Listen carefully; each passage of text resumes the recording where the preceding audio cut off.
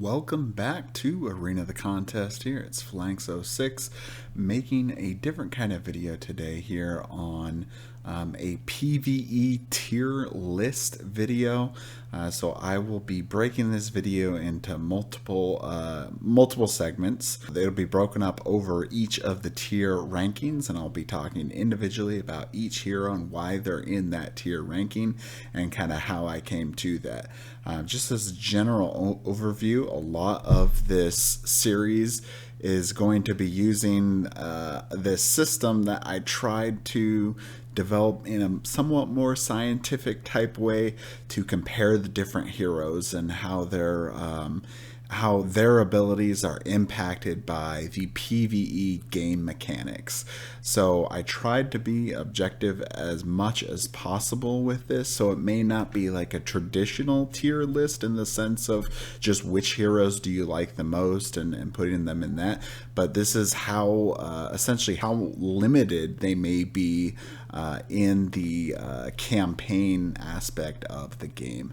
So anyway, without further ado here, we will be starting with the D tier of the Arena the Contest heroes. Okay, first, one of the things I wanted to go over was the system that I developed for making the rule set for each of these tiers. So really, a lot of the rules are the guiding principle is related to the Overlord perks, because that is honestly the biggest impactor to all the different heroes and how effectively or ineffectively they work in the campaign mode. So specifically, we're looking here at the Overlord perks.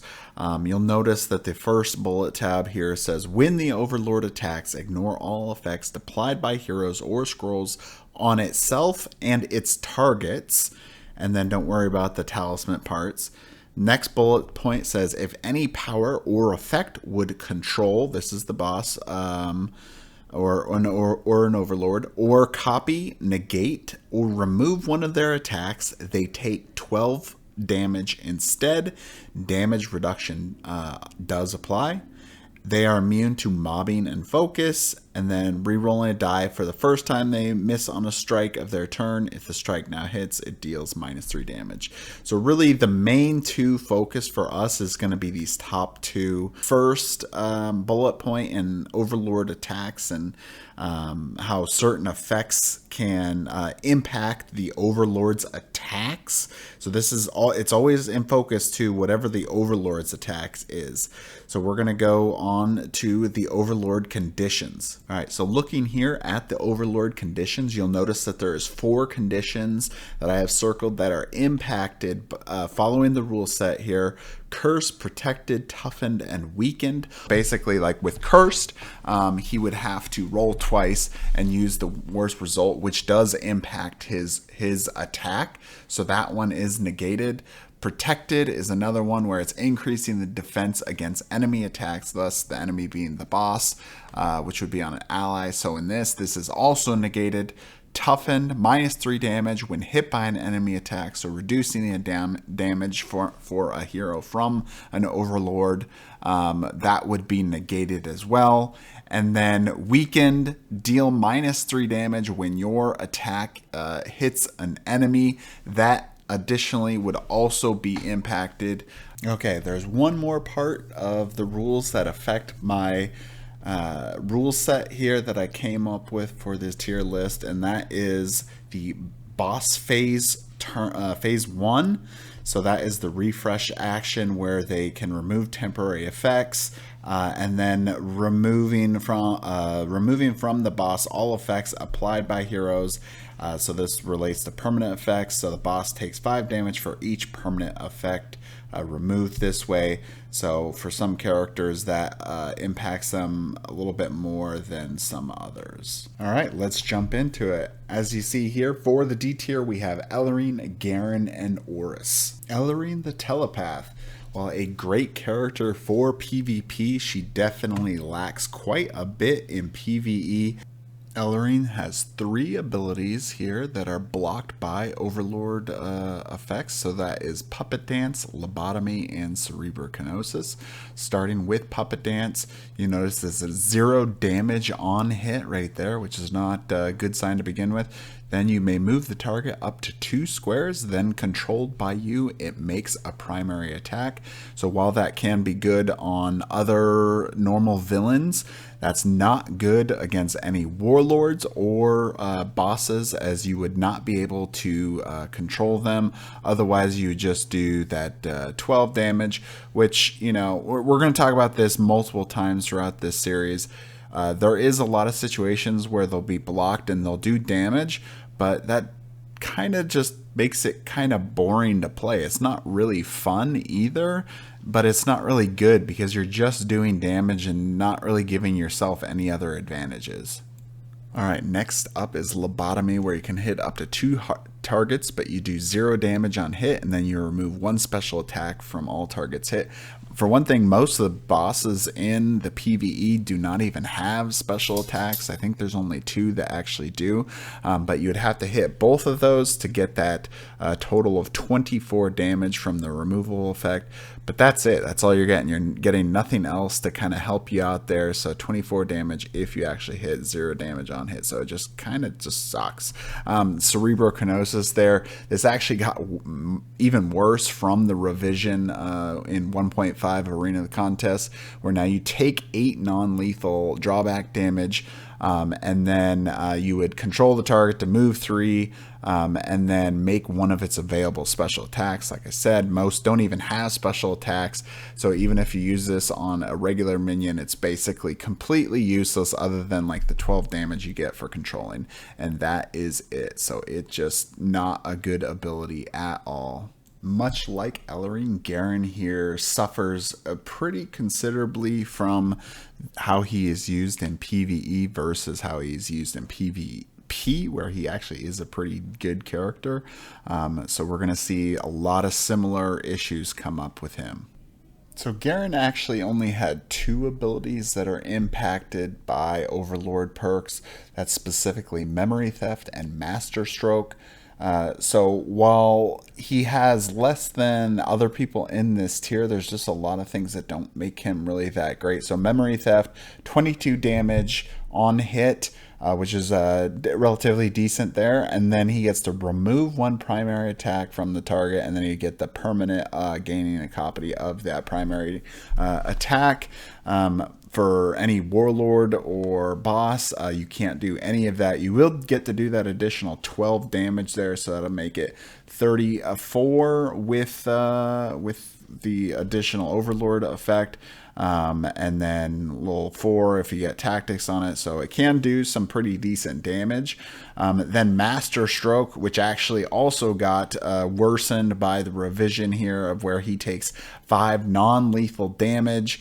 He does 0 damage on hit, and then he gets to remove 1 special attack from a target. Similar to Ellerin, there's not even that many to begin with, and definitely not any on regular characters or regular villains, and then he would then get to make that a special attack. So really all it does is 12 damage if you hit with it, and honestly it's better if you really even miss, because you're going to do 15 residual damage if you miss versus the 12 if you hit.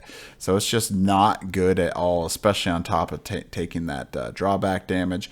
Then going up above, Backstab is actually one of his best abilities, because it is not too difficult to get that constant exposed condition if you can mob regular enemies, but you would not be able to get that on a regular on an Overlord or a boss, so that's another negative of him.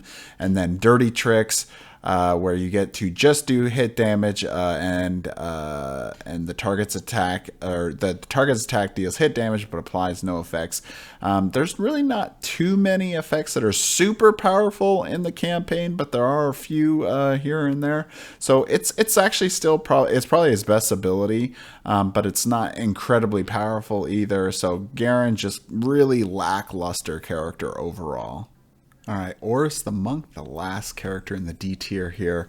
Well, kind of interesting character thematic-wise, really not that great in PvE. He's kind of decent in PvP as well, but not really that great either. So Orris just kind of suffering in a few different ways. Let's look why.